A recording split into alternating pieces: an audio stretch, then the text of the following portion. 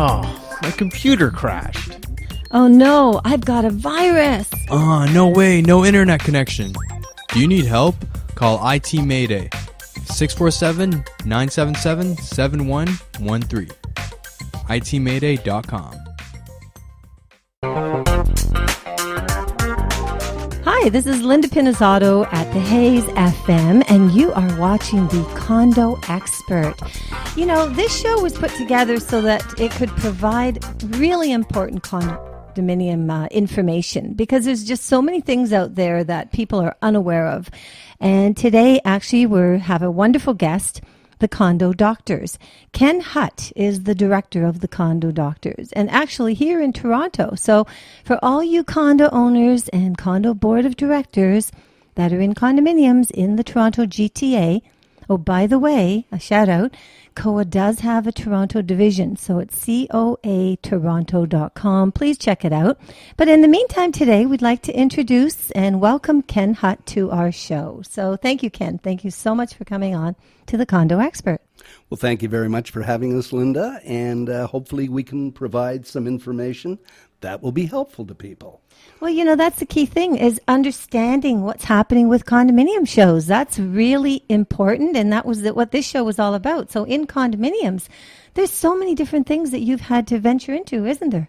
It's incredible. I lived most of my life in a house. Outside of a couple of years, I lived in an apartment after I graduated from school. About 9 years ago, I moved into a condo and ran for the board and ended up being the president, and have been on the board ever since. And although I have sat on many different boards, it was a real shock to realize how little I knew about condominiums.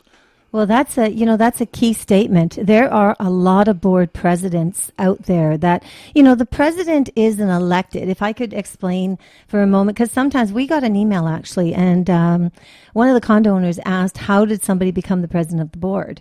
And basically, just so people will understand, is if you've elected 5 board members, okay, you've only elected directors. You have not elected the directors into a position. The positions are determined within the board.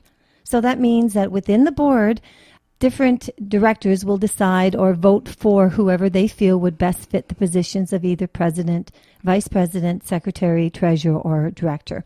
So just so that people know how important it is, because the president really does take the helm of a condo board. So you had your hands full. I did, and it was a great and interesting learning experience. And I think that's what I got the opportunity to look at condo living from the inside out. And that is something that was at times shocking. Well, absolutely, because, you want to follow all the rules. Any good board out there should be following the Condo Act and all the rules and regulations and so on relating to the Condominium Act. So just understanding that alone is a job and a half, is it not?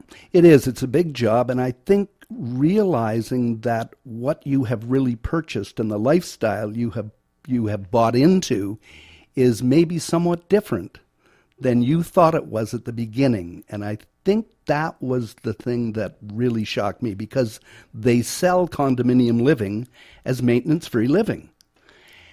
And nothing could be further from the truth, outside of the fact that you don't have to shovel the snow and cut the grass and maybe plant some shrubs. There are a lot of annual maintenance issues within each unit that have to be performed. Well, and that's an important one, because, we'll talk a little bit. I mean, you would know a lot about fan coil units, because, sometimes the board of directors will step in and they will arrange for a service person to come in and change all the filters in the entire building. The problem is, and we've found this out, is that if the property is tenanted, sometimes the tenants will get the notice that there could be a leaking fan coil, but they won't tell the owners. And then what could potentially happen? You can have a monster flood, and a flood, if it happens at the wrong time, can be devastating. Especially if you're in the higher floors. Very much so. Very much so. I think people don't realize that when you live in a condominium, you're living in a cooperative environment. And it's not necessarily what you do and how well you take care of your unit. It's all those people that live beside you and above you. If they don't take care of their units, guaranteed you will pay. in maybe a number of different ways. Well, before the show, Ken and I spoke a little bit about insurances and coverages. As a matter of fact, the Condo Owners Association has a contest right now working with Allstate Insurance Company of Canada on the Condo Hero. So please take a look at the website, www.coaontario.com. When you talk about condo insurance, like if people don't have insurance, oh my God, they're in trouble. They're in big trouble, or if they don't have sufficient insurance, or if they don't understand what their insurance covers and what the condominium corporation's insurance covers. And believe it or not, most people don't have any idea, and that's including board members.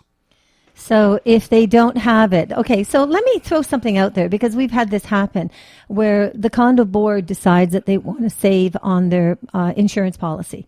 So they increase their deductible, and they start taking out some of the coverings. Like, for instance, floor coverings are no longer in the policy. The potential problem of that throughout the building is huge, especially if the condo owners don't know about it. It's enormous. It's enormous. And the other thing is, you will hear people say that they are responsible for all damages within their unit. Example, if they have a flood in their unit. Well, it depends whether they're responsible if it was negligent or not. And this is what people don't realize. If a pipe breaks in your unit or one of the hoses ruptures and it floods, then the condominium insurance is responsible to pay that.